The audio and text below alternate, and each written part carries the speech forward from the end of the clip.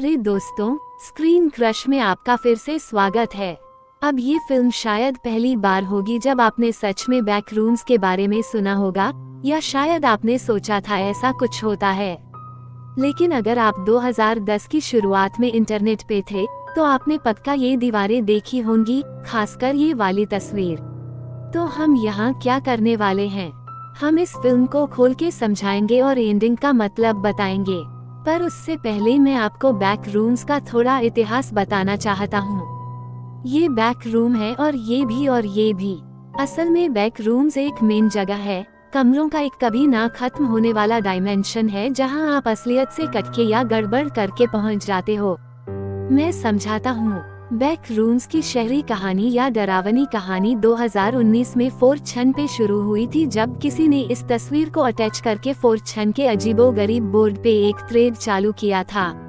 उस अनजान बंदे ने ये भी लिखा था, अगर आप ध्यान नहीं रखोगे और गलत जगह पे असलियत से बाहर निकल गए, तो आप बैक रूम्स में पहुंच जाओगे, जहां पुराने गीले कालीन की बदबू आती है, पीला पीला पागलपन वाला रंग है, फुल स्पीड पे फ्लोरोसेंट लाइटों की भिनभिनाहट का कभी ना रुकने वाला शोर है और करीब 60 करोड़ वर्ग मील के रैंडम खाली कमरे हैं। अगर आपको कुछ आसपास घूमता हुआ सुनाई दे तो भगवान आपकी रक्षा करे, क्योंकि पक्का नर्क ने आपको सुन लिया है। और बस फिर क्या, इंटरनेट का ये मिथ आग की तरह फैल गया। उस पहली पोस्ट के बाद लोगों ने अपने अपने बैक रूम्स पोस्ट करने शुरू कर दिए, यहाँ तक कि अपना खुद का सबरेडिट बना डाला नई कहानियाँ डालने के लिए। अब जो नई कहानियाँ बनी उनमें से एक टुकड़ा था बैक रूम्स के लेवल्स का। यही चीज हमने इस फिल्म में देखी। लेवल्स के इस आइडिया ने बैक रूम फैंस को लाइनर स्पेस वाले लुक के साथ क्रिएटिव होने का मौका दिया और वो अपने बैक रूम्स का वर्जन बना पाए। इसी वजह से अगले सालों में कई अलग अलग वीडियो गेम और छोटी हॉरर फिल्में बन गईं। सेवरेंस के बनाने वाले डैन एरिक्सन ने भी लुमेन के डिजाइन के लिए बैक रूम्स को अपना इंस्पिरेशन बताया था। अब बैक रूम्स के सबसे पॉपुलर वर्जन में से एक था केन पार्सन्स की 2022 की छोटी horror film back rooms found. ये उनके YouTube चैनल केन पिक्सल्स पे डाली गई कई बैक रूम हॉरर शॉर्ट्स में से पहली थी।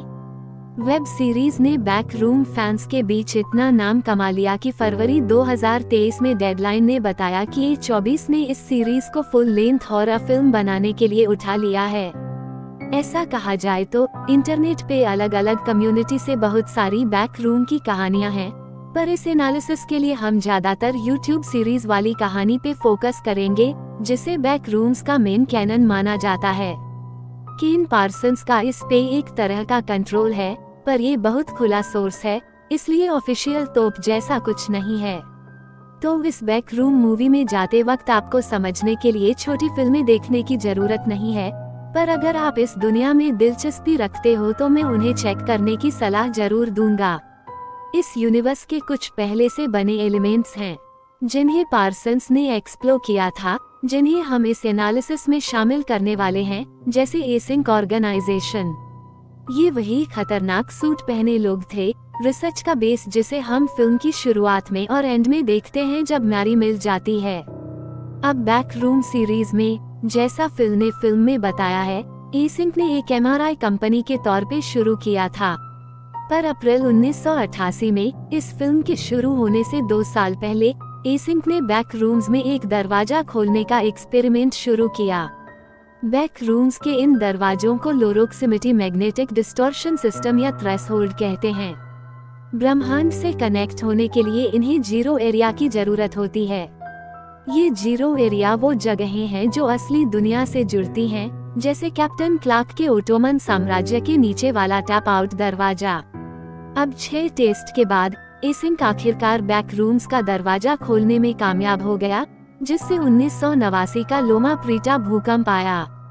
उसके बाद थ्रेशोल्ड खुला रह गया, जिससे लापता लोगों की संख्या बढ़ गई और बैक रूम्स की ज्यादा खोज होने लगी। तो ये हमें एसिंक के रिसर्चर्स के साथ क्लार्क के बैक रूम्स की खोज वाले इस फिल्म की ओपनिंग तक ले आता है। और हमें कैसे पता कि ये क्लार्क का बैक रूम सेक्शन है? क्योंकि हमने वही नो क्रेडिट नीडेड बैनर छत से कटा हुआ देखा है, जैसा बाद में उसके डिपार्टमेंटल स्टोर में देखते हैं। और मैं तो कहूँगा कि बैक रूम हब के लिए डिपार्टमेंटल स्टोर से बेहतर कोई जगह नहीं है। बैक रूम की पूरी कहानी एक हॉबी स्टोर की तस्वीर से शुरू हुई थी। लाइनर स्पेस स्टाइल डॉक्टर के ऑफिस के वेटिंग रूम, किसी सुनसान मॉल या मूवी थिएटर जैसी जगहों के बीच की उन अजीब जगहों के इर्द गिर्द घूमती है। क्लार्क का इस डिपार्टमेंटल स्टोर में रहना ये दिखाने का परफेक्ट तरीका है कि वो असल में बैक रूम्स में कितनी गहराई तक है। पर मैं यहाँ खुद से आगे निकल रहा हूँ। तो ये पूरा सीन एक रिसर्चर के हाथ में पकड़े कैमरे से फर्स्ट पर्सन पाव में शूट किया गया है। और मुझे सच में ये डिटेल बहुत पसंद आई, क्योंकि ये ना सिर्फ पार्सन्स की शॉर्ट फिल्मों की याद दिलाता है, बल्कि ट्रांसलिमिनल और द कॉम्प्लेक्स जैसे कई पॉपुलर बैक रूम गेम्स की भी याद दिलाता है। जिस तरह से वो फाउंड फुटेज वाले पहलुओं को फिल्म के अंदर ही इंटीग्रेट कर पाए, उसकी भी मैंने सच में तारीफ की। एनालॉग हॉरर या फाउंड फुटेज के पीछे टेंशन का एक बड़ा हिस्सा ये है कि ये आपको ऐसा फील कराता है जैसे आप उसका हिस्सा हो। लंबे समय तक इस तरह के पाव शॉट्स शामिल करना बहुत मुश्किल है, क्योंकि ये दर्शकों के लिए कंफ्यूजिंग हो सकता है। पर बैक रूम्स उस कंफ्यूजन को अपने फायदे में यूज करता है। हमें वही डर फील होता है जो रिसर्चर को फील होता है जब वो भाग रहे होते हैं, या वो डर जो बॉबी को फील होता है जब वो उस चीज से बचने के लिए छटपटा रहा था।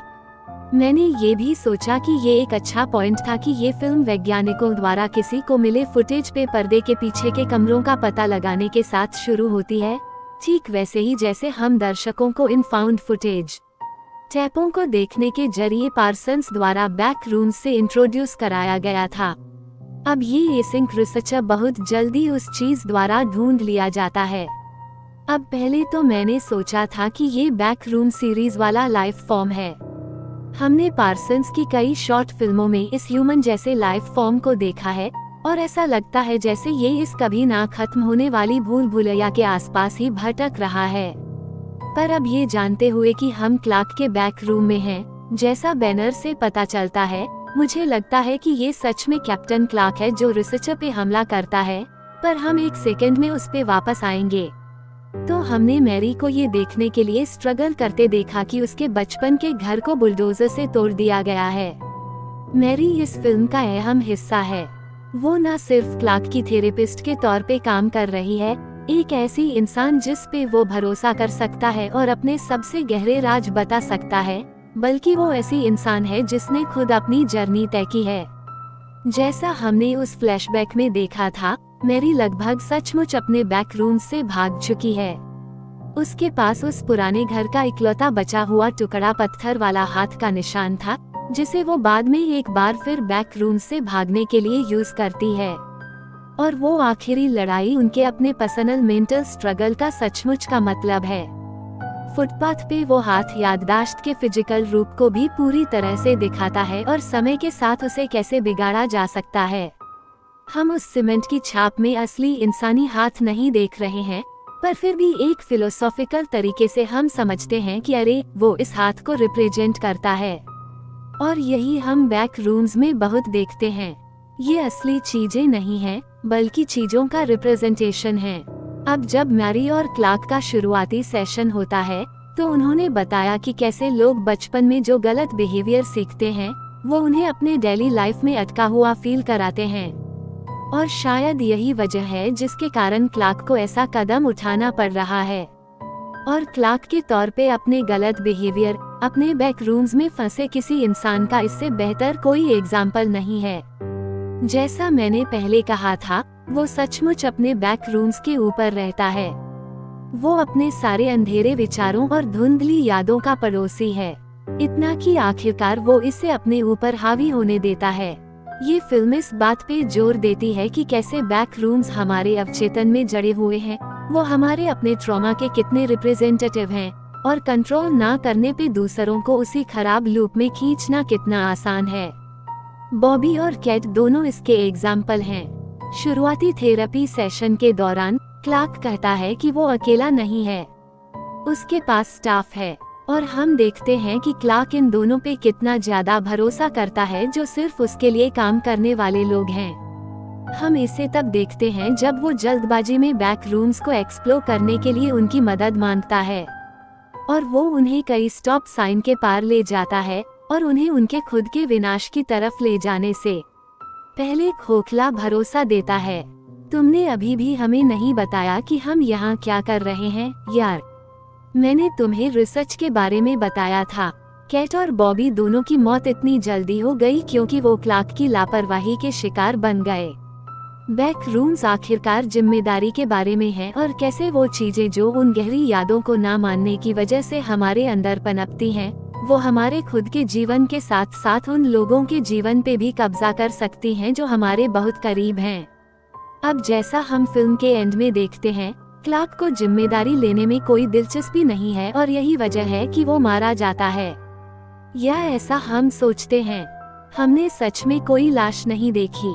जब क्लार्क पूरी तरह से बैक रूम्स के साथ घुल मिल जाता है, मैरी को वहां ले जाता है जहां हम उसे दूसरों के साथ परिवार के साथ खेलते हुए देखते हैं, तो हमें आखिरकार पता चलता है कि क्लार्क पूरे समय वो चीज था। खैर, क्लार्क नहीं बल्कि कैप्टन क्लार्क, क्लार्क के समुद्री डाकू वाले रूप का एक बड़ा अजीब वर्जन जिसे वो फर्नीचर बेचने के लिए यूज करता है। ये क्लार्क के गुस्से और नाकामी का सचमुच का मजाक है। वो है जो बैक रूम्स में घूमता है और जो भी करीब आता है उसे बर्बाद कर देता है। वो उसके दिमाग में क्लार्क के ट्रॉमा का रिप्रेजेंटेशन है। पर हमें ये बताना चाहिए कि कैप्टन क्लार्क खाने की मेज पे तब तक हमला नहीं करता जब तक मैरी क्लार्क को बदलने ना देने की इजाजत नहीं दे देती। कैप्टन क्लार्क का अंदरूनी दानव है, उसकी अंदरूनी चीज जो उसे पूरी तरह से कंट्रोल करती है। क्लार्क के पास उस राक्षस के अलावा कुछ नहीं बचा है जो घूमता रहता है और अतीत और उन यादों को जाने देने से इनकार करता है जिन्हें भूल जाना ही बेहतर है। हमें इस डिनर सीन में क्लार्क के अतीत की क्रूरता की एक झलक बैक रूम में रहने वाले एक शख्स के रिएक्शन से भी मिलती है जो अभी भी जिंदा है।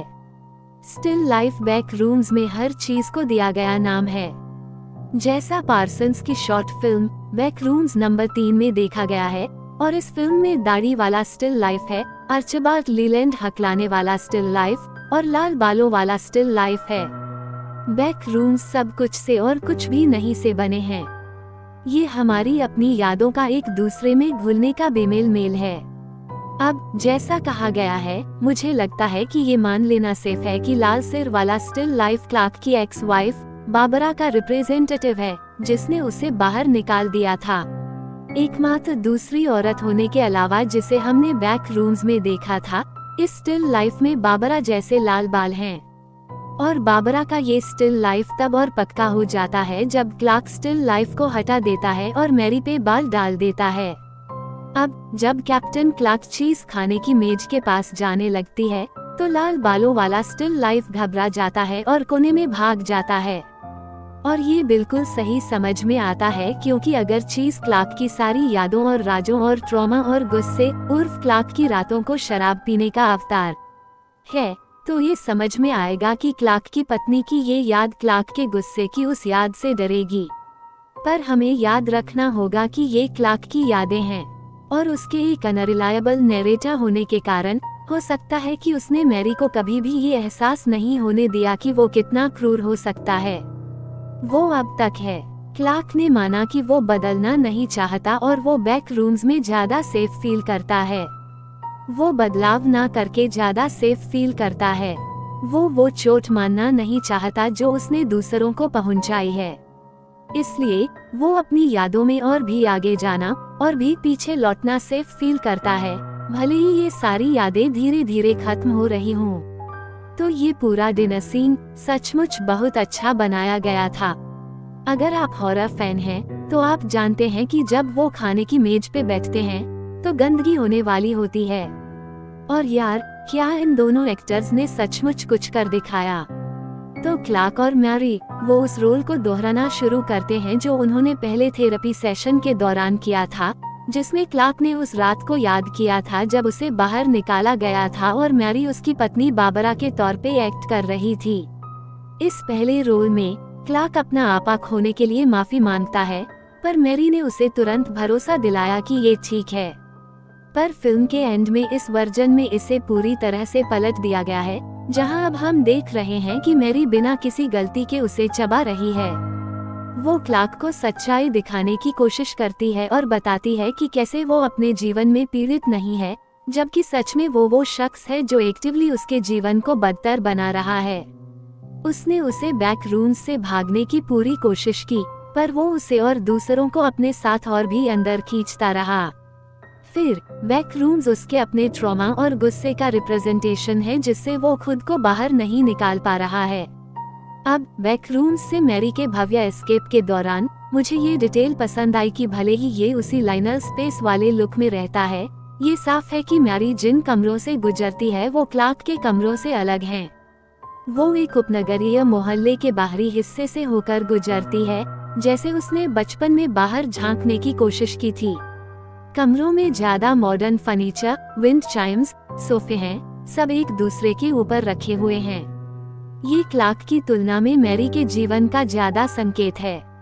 अब ये आइडिया कि हम सबके पास अपने खुद के बैक रूम्स हैं जो हमारी यादों के हिसाब से ढलने लगते हैं, सच में दिलचस्प है और ये फिल्म में बहुत गहराई जोड़ता है, ये दिखाते हुए कि कैसे हमारी अपनी भावनाएं, हमारा अपना राक्षस आसानी से किसी और के बैक रूम में घुस सकता है। और ये इस पे एक कमेंट्री है कि हम सब एक दूसरे को कैसे प्रभावित करते हैं। असल में आप आसानी से किसी और के बैक रूम में घुस सकते हैं और उनके जीवन पे कब्जा कर सकते हैं। और मुझे लगता है कि यही वो एरिया है जहां हम अंत में मैरी को भागते हुए देखते हैं। विजुअली ये बैक रूम्स के छोटे नुकसान वाले कमरे 14D जैसा है, पर सिंबॉलिकली ये हमारे सारे शेयर किए हुए जीवन और सामूहिक बैकग्राउंड का रिप्रेजेंटेटिव है। एक दूसरे की वो सारी यादें जिन्हें हमने प्रभावित किया है या बस साथ साथ रहते हैं। जब आप अपनी चीज को अपने जीवन पे कब्जा करने देते हो तो अपने बैक रूम्स से, अपने अवचेतन से बाहर निकलना बहुत आसान हो जाता है और फिर किसी और के कमरे से।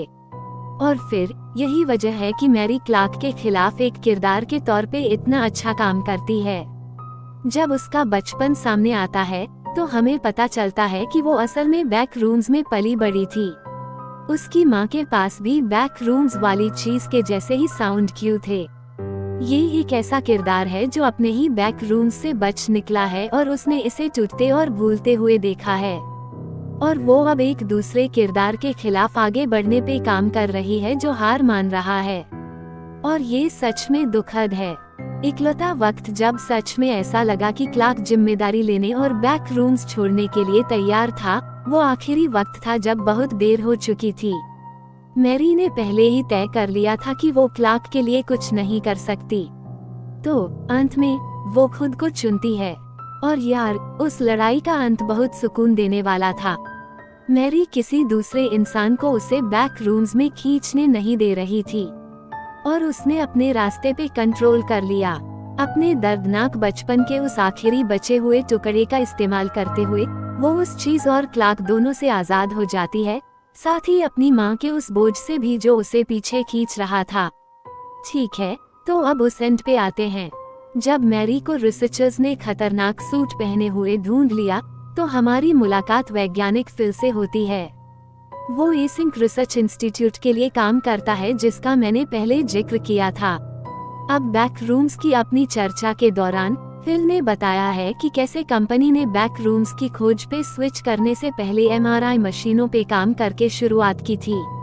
और ये एक ऐसी डिटेल है जो मुझे लगता है कि खास तौर पे दिलचस्प है जब हम बैक रूम्स को अपने अवचेतन के तौर पे देखते हैं। MRI आपकी अंदरूनी बनावट का नक्शा बनाती है। जैसे एक ब्रेन MRI आपके दिमाग की तस्वीर दिखाएगी, ठीक वैसे ही बैक रूम्स हमारी अपनी यादों और ट्रॉमा के नक्शे के तौर पे काम कर सकते हैं जो हमारे दिमाग के अंदर मौजूद हैं। और जितनी ज्यादा बार ये किसी चीज को याद करता है उतना ही कम करता है।